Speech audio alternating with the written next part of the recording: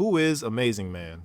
Born and raised in the South during the Roaring '20s, Will Everett watched his parents struggle to make ends meet. Eventually, his dad got a job in Detroit working at the car factory, so the family had to move. Will's dad worked like crazy to make sure Will could stay in school and train to run in the Olympics. But unfortunately, his dad ended up losing his job during the Great Depression, so his mom had to step up and be a scrub woman to make ends meet. Finally, in 1936, Will was able to compete in the Olympics in Berlin. But just like in that movie, The Fire Inside, Will winning that medal ain't mean nothing back home. So he ended up getting a job sweeping up a lab for some scientist named Curtis. Funny enough, Curtis randomly disappeared only weeks after coming to Detroit from Metropolis.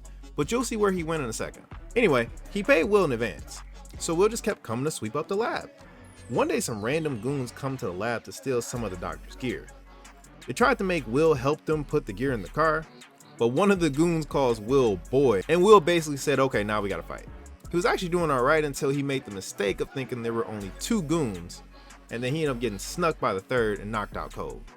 Will wakes up to this lady named Ultra who recognized him from the Olympics and figured she could put him to good use. So she had him strapped to some machine called an electro generator made by Dr. Curtis, and then it exploded, and boom, he comes out the explosion completely covered in metal and immediately swings on that same goon who called him boy back at the lab. But then he realizes he turns into whatever material he touches. And that was just the beginning, actually.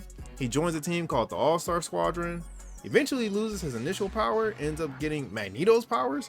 I'm not even joking. And then he has a kid.